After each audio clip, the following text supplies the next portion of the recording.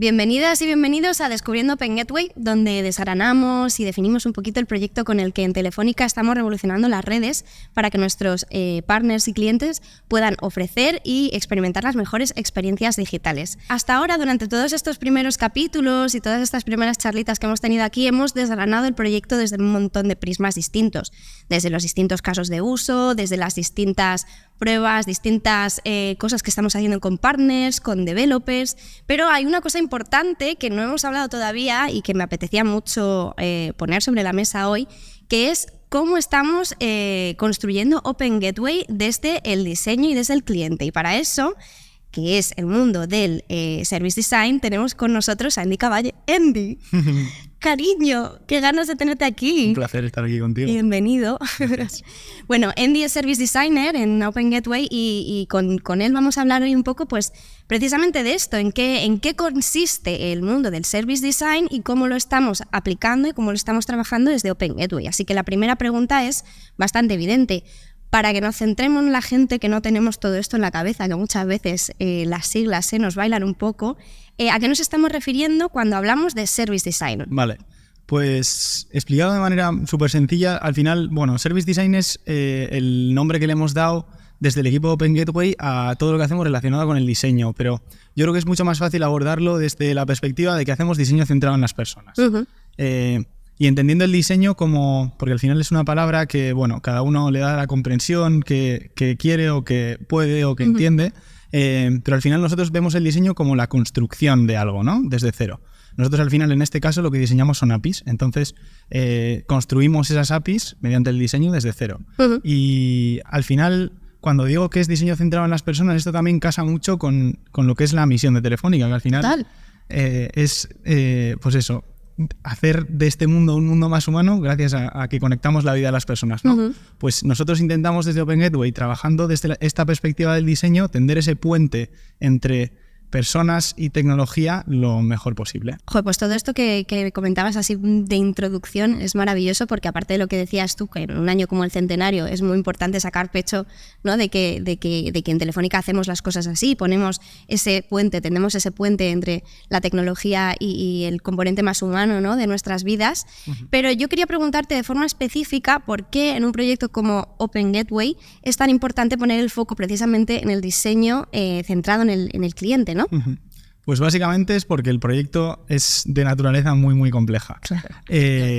Entonces, pues bueno, entre eso y que entran en juego muchas otras cosas, aparte de la complejidad técnica, pues es muy importante. Al final, nosotros, mira, te hablo desde la perspectiva de cómo alguien que trabaja pegado a la parte del diseño puede tener 5.000 ideas distintas en la cabeza y esas ideas pueden ser contradictorias entre sí mismas. Entonces, como esto no es ciencia y no es algo que se aborda desde un punto de vista sistémico en el que A es igual a B, haces esas relaciones y ya está, es muy importante que tengamos la capacidad de entender muy profundamente el proyecto y que tengamos una comprensión muy end-to-end de todo eso.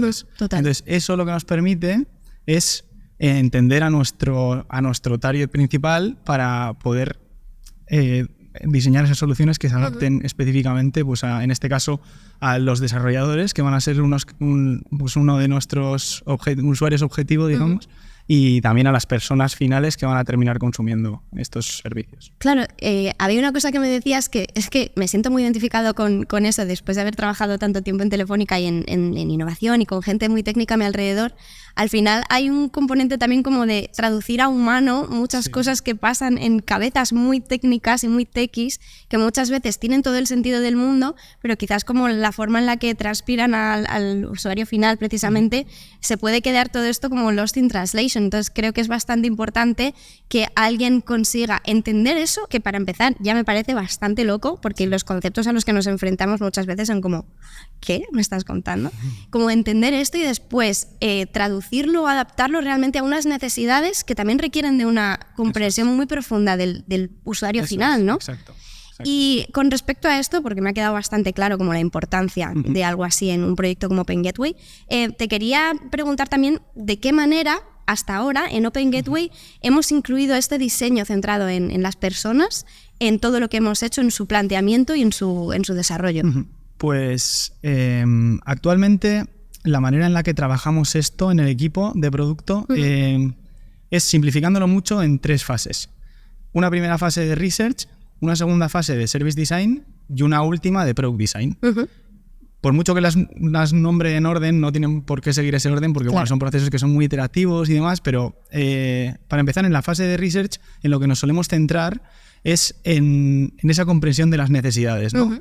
Tan importante. Ahí lo que hacemos es trabajar workshops, sesiones de co-creación, planteamos research en los que se hacen entrevistas a usuarios finales, a desarrolladores, y de esa manera conseguimos levantar todas esas necesidades que luego vamos a tener que cubrir con los servicios que lancemos. Entonces, una vez eso está cubierto, pasamos a la fase de service design, que es donde actuamos. Yo siempre digo que en Service se actúa un poco como director de orquesta, ¿no? O sea, tenemos que orquestar todos esos puntos que hay para poder construir el servicio de la mejor manera posible y ser capaces de identificar a ver quién está desafinando para atacar ese punto y alinearlo bien con lo que nosotros queremos. Y de esa manera poder tener definido todo el servicio súper bien, súper detallado, porque al final la complejidad del proyecto hace que no solo haya que diseñar cómo es pues el servicio y las cosas concretas técnicas del servicio, por ejemplo, sino que también requiere de hablar con mucha gente, con muchas áreas de Telefónica. Al final es un proyecto muy grande en el que hay mucha gente involucrada.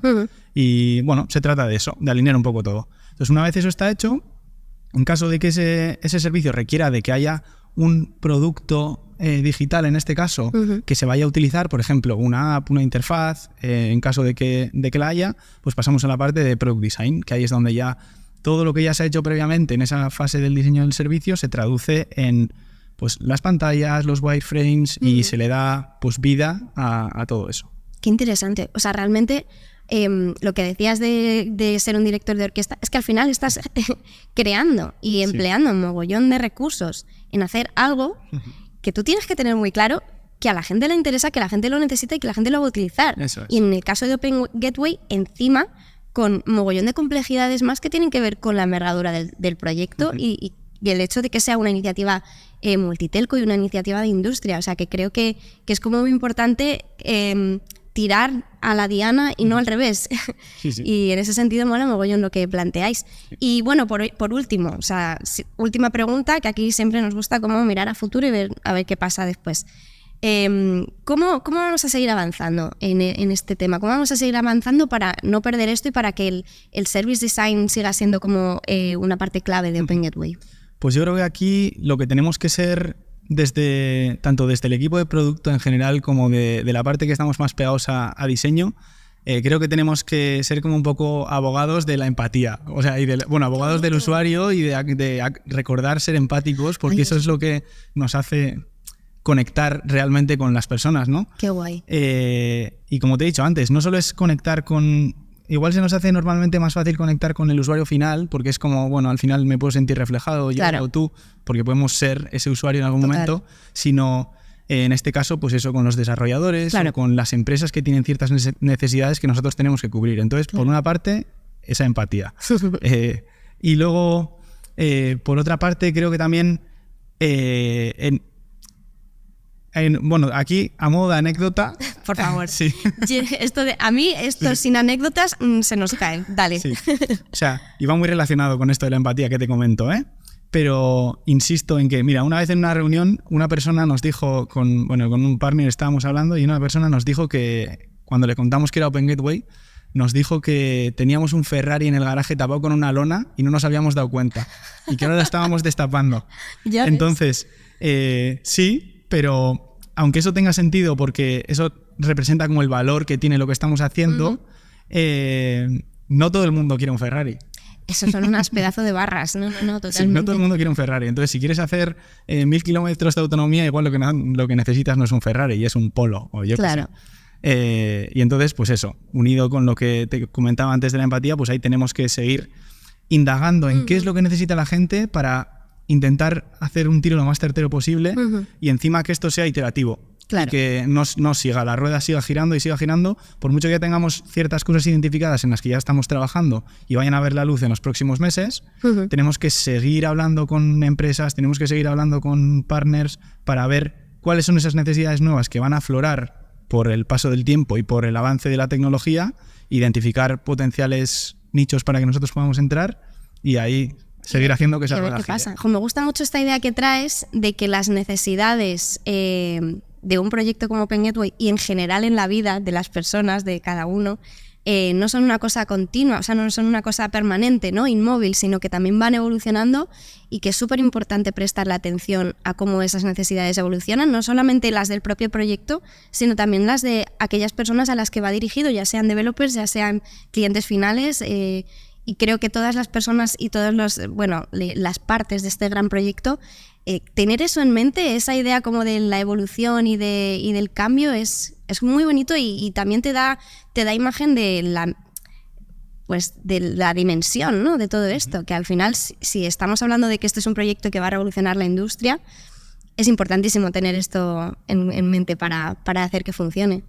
Pues Andika, oye, muchísimas gracias por venir, gracias por venir a contarnos todas estas cosas maravillosas del diseño. A mí es que me gusta mogollón escucharte hablar del diseño, porque lo haces con una pasión además y con da gustito, querido, es maravilloso.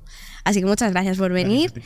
Y nada, nosotros nos vemos en el próximo episodio de Descubriendo Open Gateway, donde vamos a seguir pues hablando de este enorme proyecto y aprendiendo cosas de él, que no paran. Así que muchas gracias, Andy.